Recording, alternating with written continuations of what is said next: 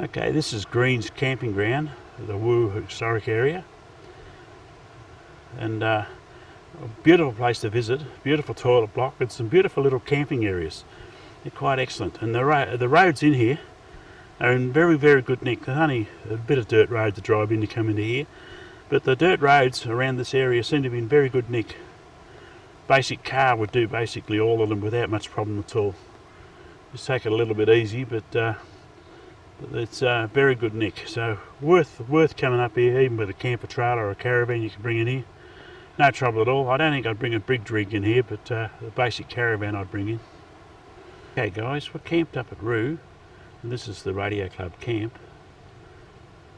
This is my setup with the camper van, camper trailer sitting there. I've got the radio set up in the back there with the G5 RV up in the air, and a small mast at the back there with a 2 metre on top of the rig. A little cooker stove going there. Keep the water hot to make coffee. It's a nice little campground, this one here. It really is a nice little campground. And this is a quick swing around the campground. Misfortunately, they don't have a lot of fireplaces in a lot of them. That's Greek setup, KWX, and keep going right around here. That's Volker, DDR, VK3KID. That's his setup. He's got the digital stuff there. He's sitting over there on his radio. Where is he? There he is, looking down. Say hi, Volker. Say hi. Oh dear. So he's sitting there playing radio. That's his radio tent. That's Marcel with his camper van, VK3KID. And we've got another guy which is down a bit further in the campground. Not playing radio, he's brought his missus with him, and just generally enjoying the place. So I'll take a bit of a walk around with the camera now and I'll show you some other things. This is another one of the camping areas that are set out, just to give you an idea. They're all fenced all the way around the outside, but they're nice looking areas. As you can see, it's quite a good little camping area they have, reasonably flat. Well drained because they're on a slight angle on one side, so it won't get flooding if it rains. And there's the toilet block down there, which we'll go and have a look at in a second. And quite an excellent little campsite.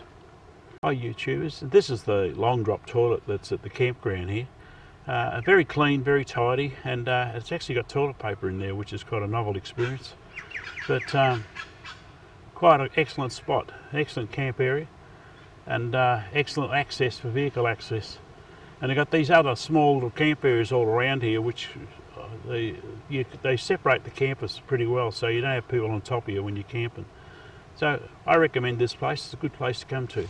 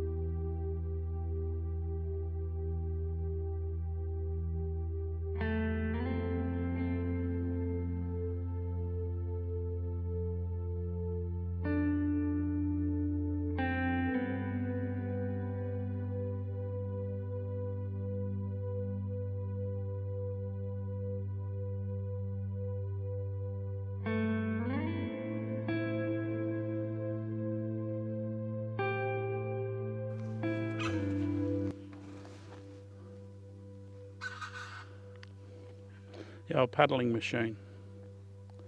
Poor old horse would walk round and round and round, and they'd roll a stone round and round in there to clutch the clay to get the gold out of it.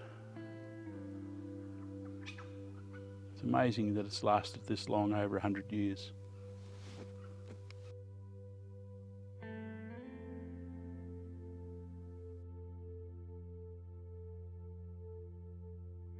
Hi YouTubers, we're up at Whroo, and I've just walked in to scrub a little bit from the campground, the Whroo campground, the Greens campground, and I found these old cyanide tanks here, and quite a big tank here. It's probably about a metre, a little over a metre deep.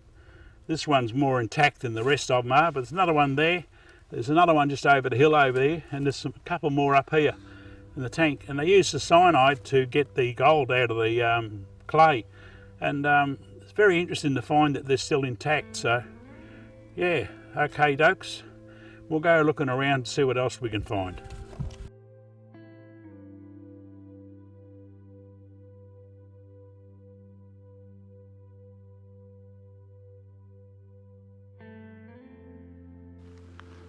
We're up at the Aboriginal rock holes up at Whroo, and misfortunately there's nobody to clean them out anymore. They're gradually getting filled up. The one on the left here is filled up with dirt and sand, and the other one's pretty dirty.